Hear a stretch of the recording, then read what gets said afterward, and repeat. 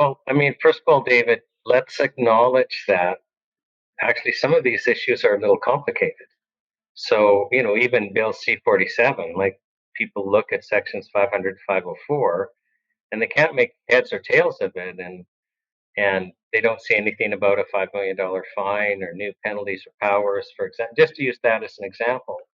And I mean, even the idea of, cost recovery, like unless you're going to read the fees for drugs regulations and spend some time with them, it's not really clear. And then Health Canada's been, deliberately kind of opaque on the self-care framework. If you'll recall, they traveled from, city to city in 2017 doing these presentations, informing us these were non-negotiable changes, and they had slides to explain the changes, but they don't publish those slides online.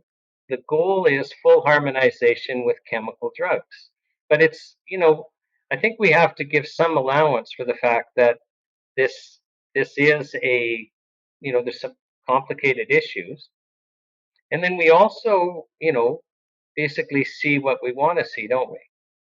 So, if you are against natural products and for a chemical drug industry, especially if you're paid to be a spokesperson, which there's a lot of them out there, and you and I know what I'm talking about. Hmm. So, I mean, there's actually like a whole army of people that are paid to, slam natural products and to, you know, kind of support initiatives like Health Canada is doing. But just even ignoring those people, I mean, if you're for whatever reason, and we all have different experiences, you're really pro drug, pro medical doctor, you may view this a different way and interpret things a different way and just simply be mistaken. A, it's complicated. B, you can see these things differently. And C, we also have people that are just basically paid shrills to, like I'm watching some of this and I'm going, yes, pure misinformation. And I'm watching others and I just see some confusion. You have to understand that you and I have had some experiences that are totally different than what most people have seen. So, I mean, I've told the Strauss story several times, which was kind of my initiation because before I acted as counsel for Health Canada, and then I ended up acting against them, against on the same herbalist. Well, not against them directly, but the province was going after them. And I came to realize that actually thousands of Canadians, and I could identify them, were only alive because of access to the Strauss heart drops.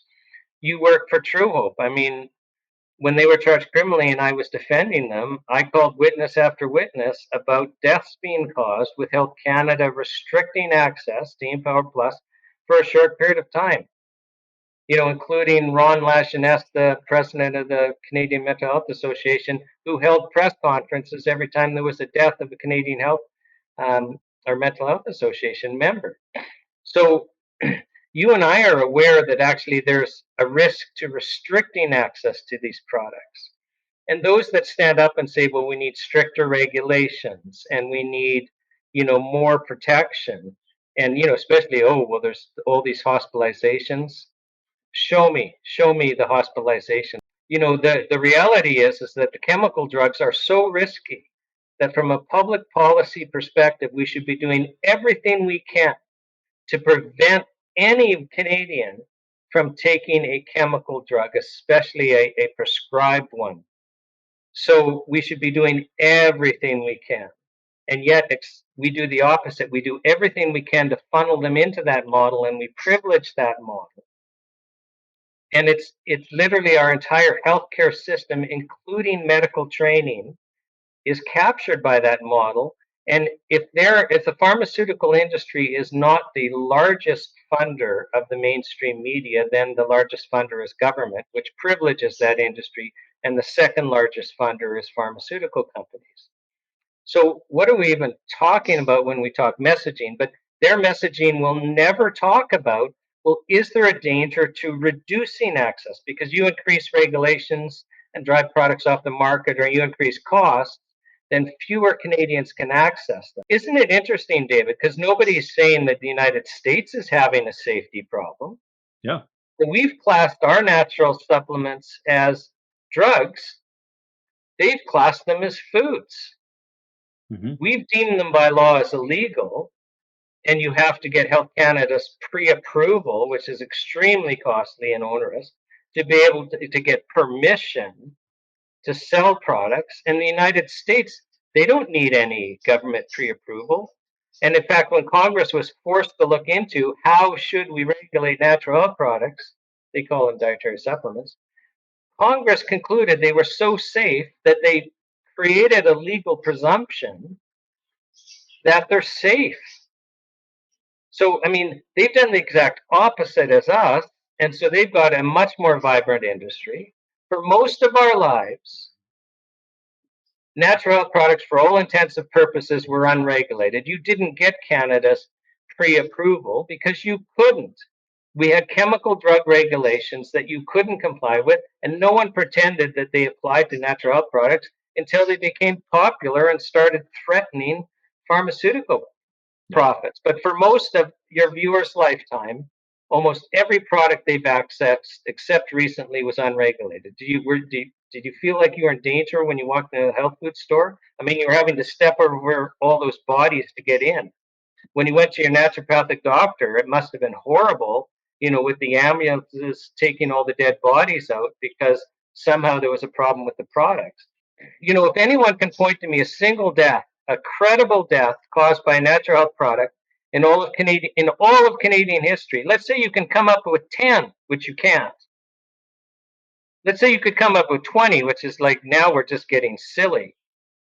Let's say you could come up with 30 in all of Canadian history, going back to 1867, caused by, let's say there's 70,000 natural health products on the market.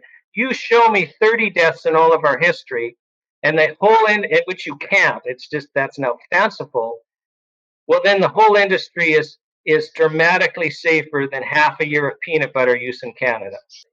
And let's talk about that. So thalidomide was being prescribed to pregnant mothers, or that's a double. I'm saying this, pregnant women.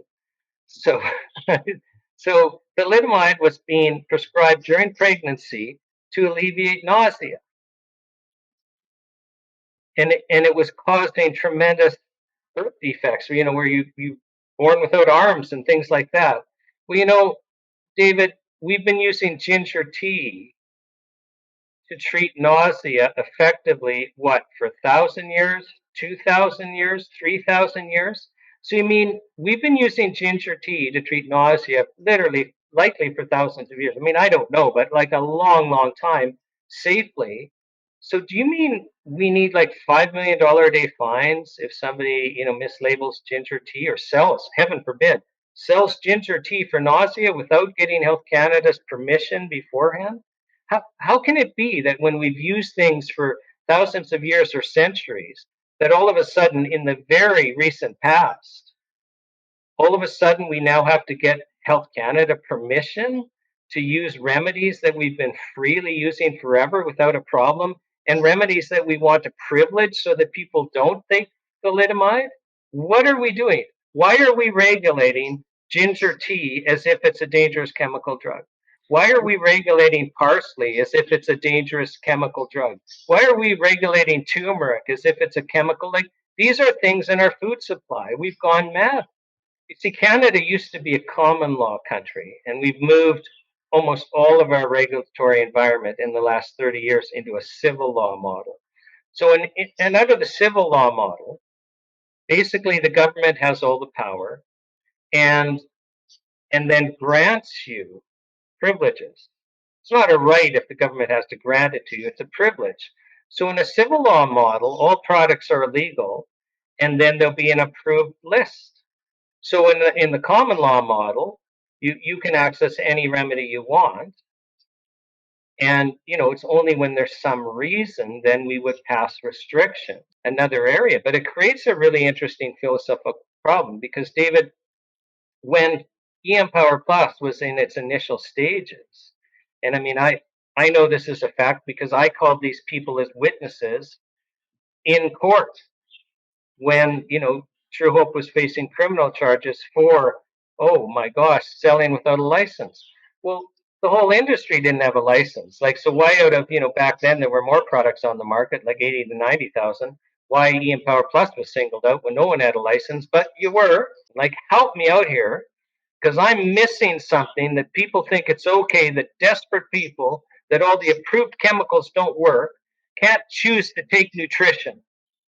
Like, Mhm. this is out, that we even are having this discussion tells us that our system has been so seriously hijacked